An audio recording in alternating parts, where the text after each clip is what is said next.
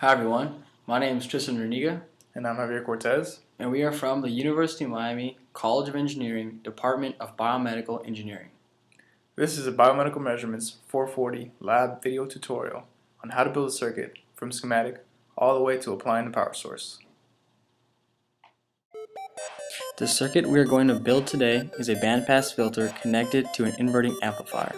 It uses 3 op-amp circuits. The first op-amp is an active high-pass filter. Its purpose is to reduce noise in the input signal. The second op-amp is an active low-pass filter. Its purpose is to offset the voltage. The third op-amp is the inverting amplifier. Its purpose is to invert and amplify the input signal. To build the circuit, we will need 3 op-amps, 2 capacitors, 5 resistors, and 1 variable resistor. The values for each component were determined based on the cutoff frequency of the filters. Let's talk a little more about these components. An operational amplifier is an integrated circuit that operates as a voltage amplifier. The op-amp has a differential input. In other words, it has 2 inputs of opposite polarity. It has a single output. One of the main characteristics of the op-amp is its ability to produce a very high gain. It can produce an output voltage hundreds of thousands times larger than the voltage difference between its input terminals. The op-amp is one of the most widely used electronic components today. A capacitor is a passive 2-terminal electrical component used to store energy in an electric field. An ideal capacitor is characterized by a single constant value, capacitance, measured in farads. This is the ratio of the electric charge on each conductor to the potential difference between them. Capacitors are widely used in electronic circuits for blocking direct current while allowing alternating current to pass. In filter networks, such as the one we will build today, they are used for smoothing the output of power supplies. Here we have a variable resistor. This particular variable resistor has a knob that can be turned in either direction to adjust the resistance. This variable resistor also has 3 pins. When using it in a circuit, only the 2 closest pins are used. These can be either the center and leftmost pin or the center and rightmost pin. They have many practical applications, such as sound and brightness control in televisions, cell phones, and other devices. They can also be used to adjust the temperature in a home, pool, or automobile. Once we have gathered all the components, we are ready to build the circuit. We will build the circuit step by step, 1 op-amp at a time.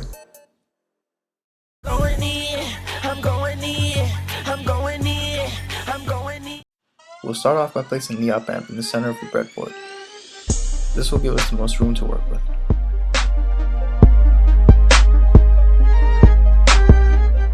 First, we connect the resistor from node 2 to another node.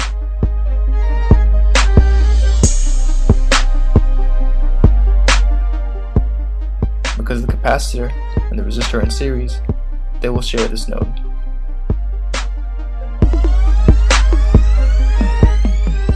The other node of the capacitor is where the input signal will be.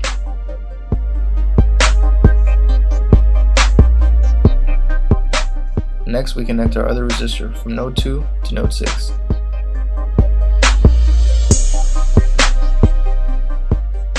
Here we're connecting a wire from node 4 to another node. This will be our negative power supply.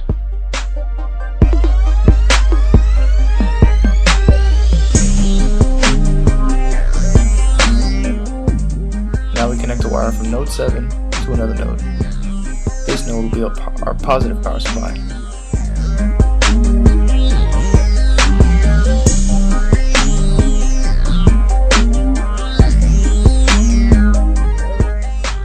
Here we connect a wire from node 3 to another node.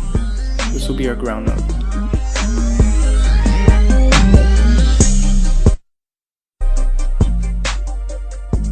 Finally, we will attach a wire to the free node of the capacitor. This will make it easier to attach our input signal.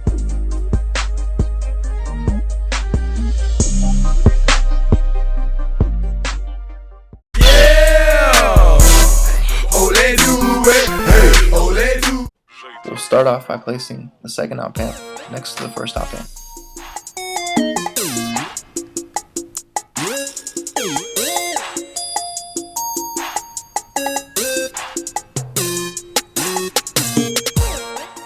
We will connect the resistor from node 6, the output of op amp 1, to node 2, the input of op amp 2.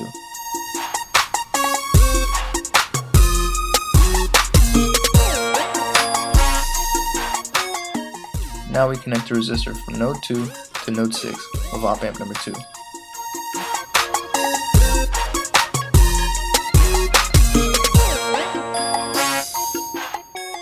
Because the capacitor and the resistor are in parallel, they will share both these two nodes.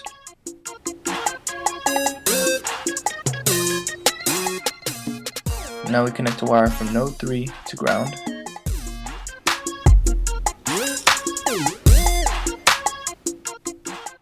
This wire connects node 7 to the positive power supply.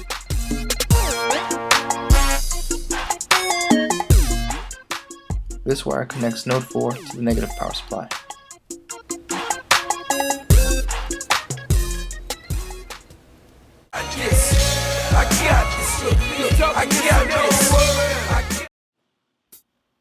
We'll place op amp number 3 a little bit farther from the other two. We do this to keep the circuit elements from coming in contact with each other, as this can affect the function of our circuit. We connect the resistor to node 6, the output of op amp number 2, to another node. We will then connect this other node to node 2, the input of op amp number 3, with a wire.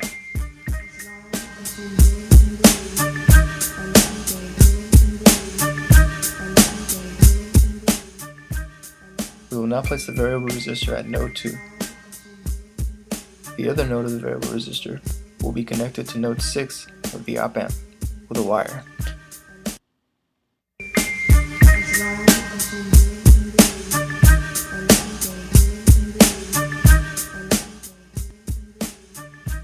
Here we connect node 3 to the ground node.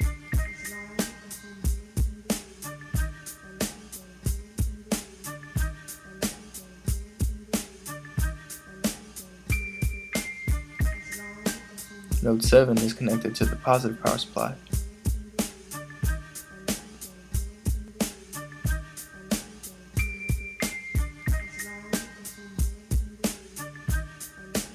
And node 4 is connected to the negative power supply.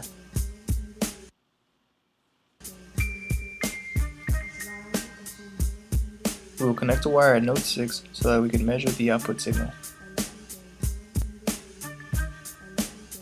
Our circuit is now ready to connect to the power source.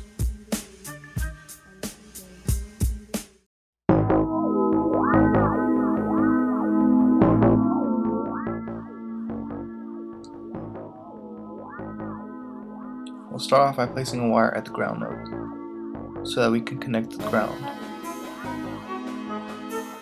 This wire is the positive power supply, and this wire is the negative power supply.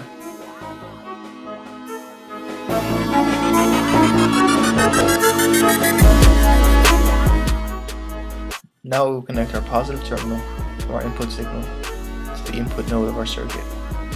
The negative terminal will be connected to ground.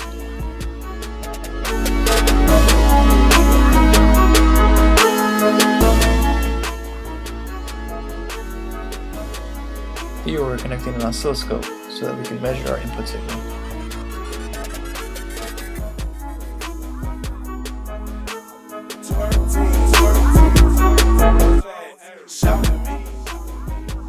This wire is also connected to ground. We will connect the negative terminal of the oscilloscope to the ground wire.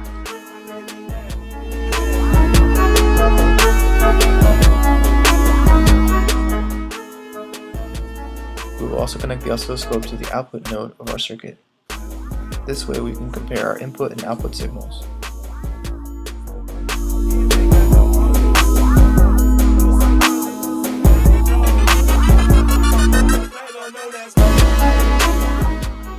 Here we have the input signal in yellow and the output signal in green. Just as we expected, our circuit reduced the noise of the input signal. The signal has been inverted and amplified.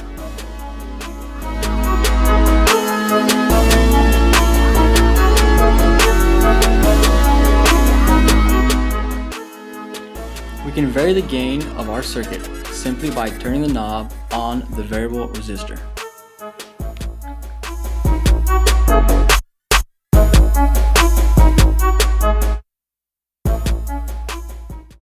That will conclude our video tutorial.